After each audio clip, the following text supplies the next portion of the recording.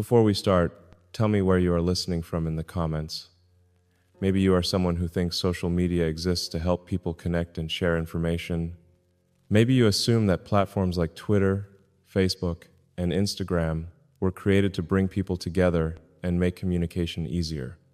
Maybe you have never considered that the real purpose behind these systems might be something entirely different, something that would disturb you deeply if you understood what's actually happening.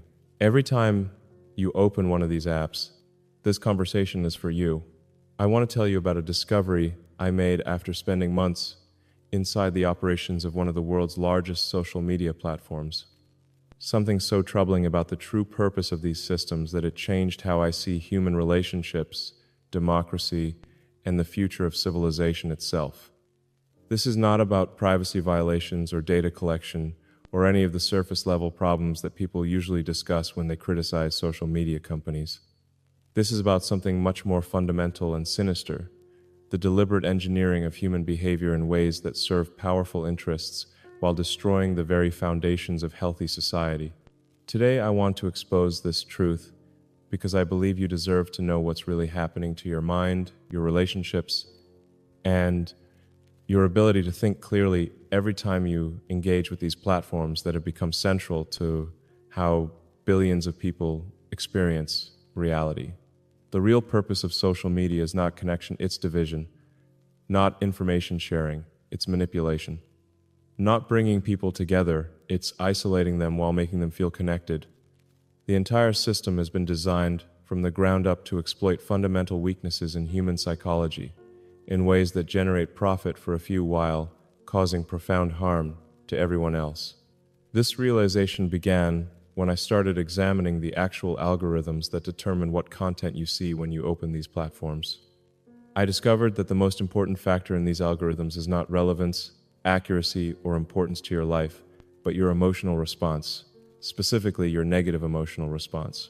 Content that makes you angry, anxious, outraged, or afraid is promoted and amplified because these emotions create engagement. They make you more likely to share, comment, argue, and spend more time on the platform. Content that makes you feel calm, satisfied, or genuinely informed is suppressed because it doesn't generate the kind of compulsive engagement that translates into advertising revenue. This means that every time you open social media, you're being deliberately exposed to information designed to upset you, to make you feel threatened, to convince you that the world is more dangerous and more divided than it actually is. But the manipulation goes much deeper than just promoting negative content. These platforms are specifically engineered to destroy your ability to focus, to think deeply, and to form your own opinions about important issues. The constant stream of bite-sized information, the notifications designed to interrupt whatever you're doing, the endless scroll that prevents you from ever feeling satisfied or complete, all of these features are intentionally designed to fragment your attention and make it impossible for you to engage in the kind of sustained thinking that democracy and personal development require. You're being trained to consume information in small, emotionally charged fragments rather than reading, thinking, and forming considered opinions about complex issues. You're being conditioned to react immediately to everything you see, rather than taking time to process, verify, or consider different perspectives. Most insidiously, you're being programmed to seek validation and define your worth based on the reactions of strangers, rather than developing internal confidence and genuine relationships with people who actually know you. The real purpose of social media is to create a population of people who are easy to manipulate, quick to anger, incapable of sustained attention, and desperate for external validation. These characteristics make people ideal consumers and terrible citizens. When people can't think deeply, they can't evaluate complex policies or hold leaders accountable for their decisions. When people are constantly angry and afraid, they're more likely to support extreme solutions and less likely to seek compromise or cooperation. When people are addicted to external validation, they're more concerned with appearing virtuous or successful than with actually being virtuous or successful. When people's attention spans are fragmented, they can't engage in the kind of learning and personal development that would make them harder to manipulate. The most disturbing part of this system is how it affects relationships and community. Social media platforms profit from keeping you isolated and dependent on their services for social connection, even though the connections they provide are shallow, performative, and ultimately unsatisfying. Real relationships require time, attention, vulnerability, and the ability to be present with another person without distraction. But social media trains you to treat relationships like content to be consumed and shared rather than experiences to be lived and treasured. You're encouraged to document your experiences rather than fully experiencing them, to worry about how your life appears to others rather than focusing on how it feels to you, and to maintain hundreds of superficial connections rather than developing a few deep, meaningful relationships. The result is a generation of people who are more connected than ever before in terms of access to information and ability to communicate, but who are lonelier, more anxious, and more emotionally unstable than any previous generation in human history. But the consequences extend far beyond individual well-being into the foundations of democratic society. When people can't think deeply, when they're constantly angry and afraid, when they're more concerned with tribal loyalty than with truth, democracy becomes impossible. Social media platforms have discovered that political polarization is incredibly profitable. People who see their political opponents as existential threats rather than fellow citizens with different opinions are more engaged, more likely to share content, and more valuable to advertisers. So these platforms systematically promote the most extreme voices on all sides while suppressing moderate voices that might encourage compromise or understanding. They create echo chambers that reinforce existing beliefs while making people think they're getting diverse perspectives.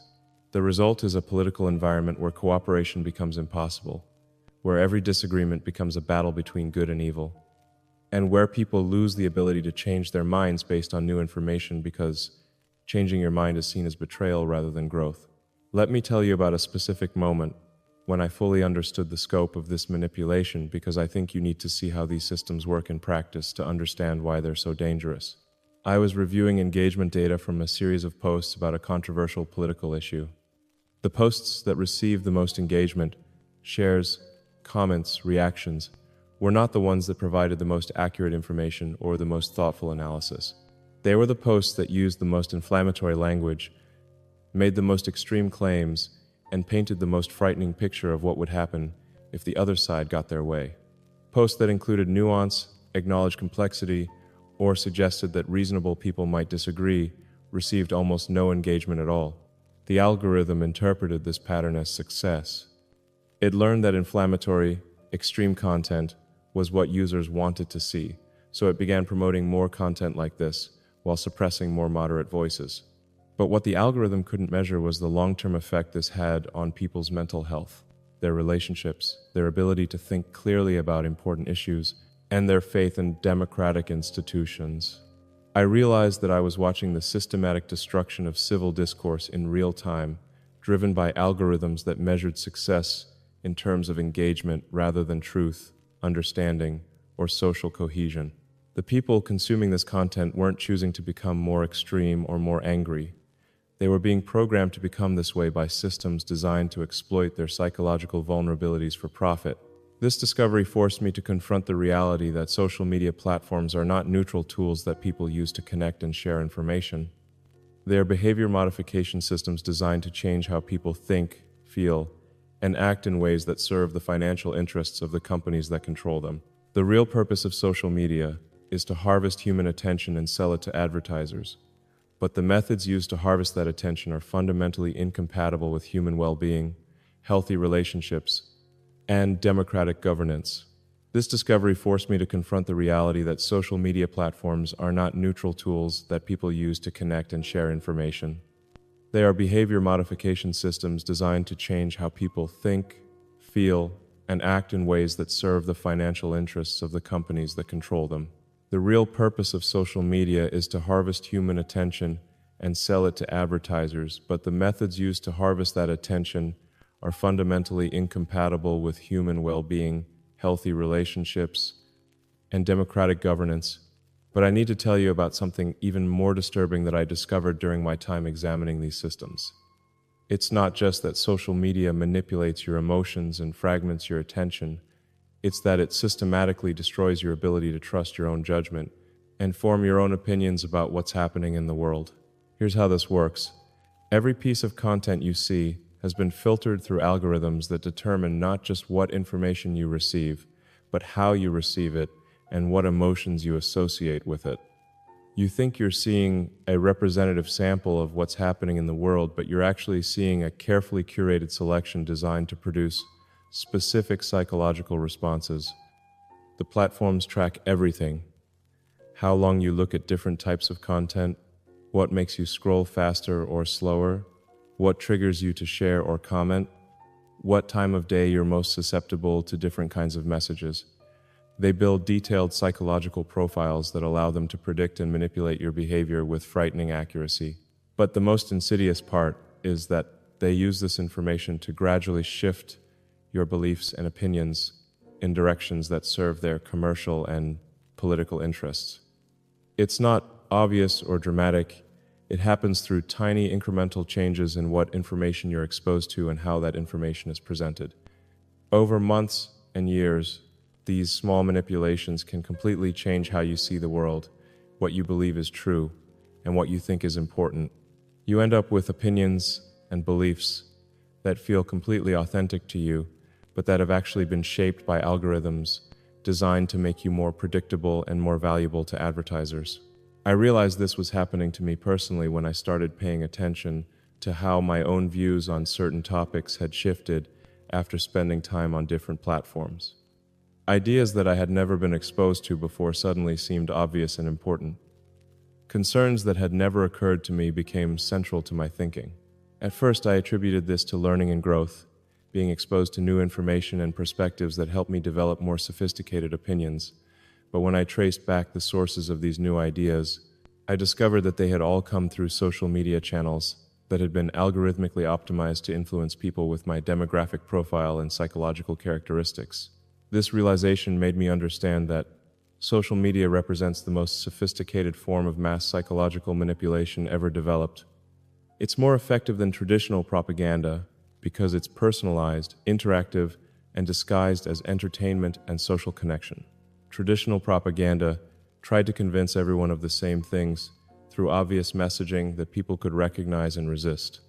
Social media propaganda is customized for each individual based on their specific psychological vulnerabilities and delivered through trusted sources like friends and family who are unknowingly sharing manipulated content. The result is a population where millions of people hold strong opinions about important issues, but those opinions have been artificially constructed by algorithms rather than formed through genuine exposure to diverse information and thoughtful consideration of different perspectives. Every feature of these platforms, the infinite scroll, the like buttons, the notification systems, the recommendation algorithms, has been optimized to keep you engaged rather than to make you happier, better informed, or more connected to others in meaningful ways. You are not the customer of social media platforms. You are the product being sold to their actual customers, who are advertisers and political actors who want to influence your behavior. The time you spend on these platforms, the data about your preferences and vulnerabilities, the access to your attention and emotions, these are what the platforms sell to generate revenue. This means that your well-being, your relationships, your mental health, and your ability to think clearly are all secondary to the platform's need to maximize engagement and generate profit from your attention.